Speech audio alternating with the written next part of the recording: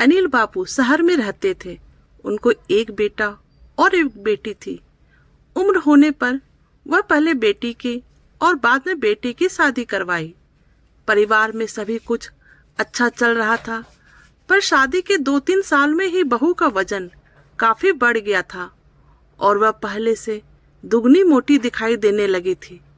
इस मोटापे की वजह से बहू को कई लोगों के ताने सुनने पड़ते थे। पड़ोसी भी उसे मोटी भैंस कहने में हिचकिचाते नहीं थे।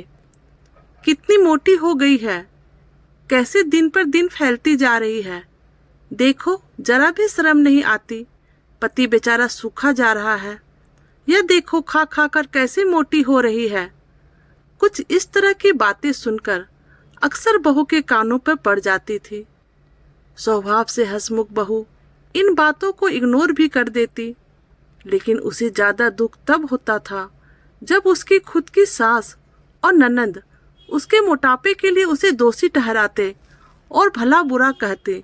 बेटा शरीर से काफी दुबला पतला था। शादी के बाद भी उसके शरीर में रत्ती भर का भी फर्क नहीं आया था। हालांकि बहू मोटी होती जा रही थी, उसमें उसका कोई भी दोष नहीं था, बल्कि बहू तो बेटा से भी कम खाना खाती और दिन भर घर के सारे काम करती रहती थी। अपने मोटापे की वजह से चाहे किसी काम में कितनी भी दिक्कत हो, बहू उस काम को कभी अधूरा नहीं छोड़ती थी। उसने घरेलू नुस्खे और कई तरह के उपाय करके अपना मोटापा कम करने की कोशिश की थी, लेकिन शायद उसके शरीर के हार्मोन्स ही थे जो उन्हें मोटा बनाए रखे थे। बेटा को उसके मोटापे से कोई दिक्कत नहीं थी। वह तब बेचारा अपने बिजनेस को संभालने में व्यस्त रहता था।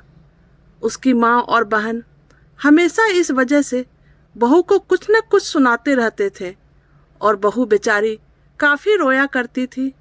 बहू बेचारी जब भी मौका मिलता था अपने पति से इस बारे में बातें करती थी और कहती थी कि अपनी माँ और बहन को समझाओ, मैं मोटी हूँ, उसमें मेरा क्या दोष है।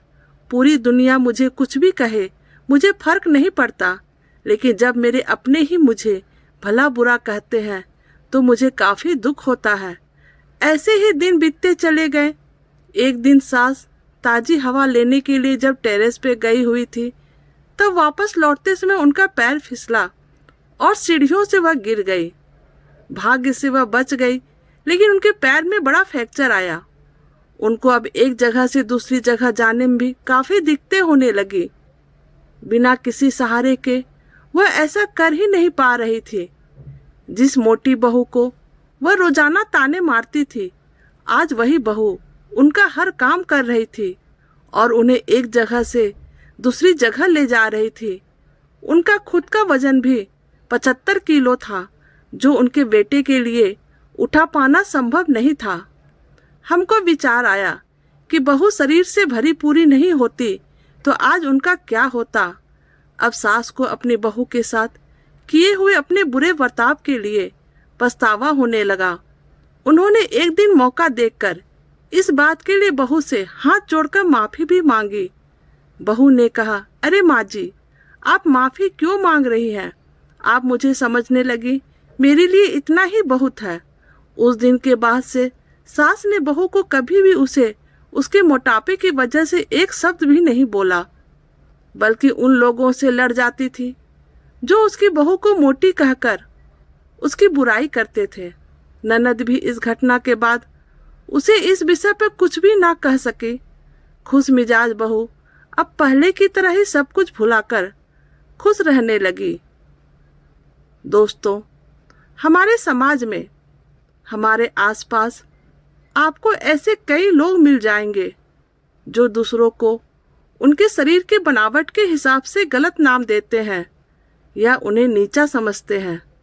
किसी की हाइट कम है तो वह नाटा, किसी का रंग काला है तो वह कालिया, कोई हेल्दी है तो मोटा, किसी के बाल कम है तो टकला।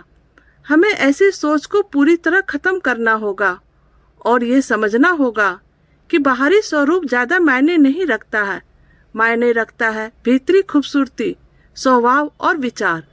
तो दोस्तों, आपको हमारी कहानी कैसी लगी प्लीज़ कमेंट करके बताइएगा। प्लीज़ हमारे चैनल को लाइक सब्सक्राइब कर दीजिएगा। Thank you.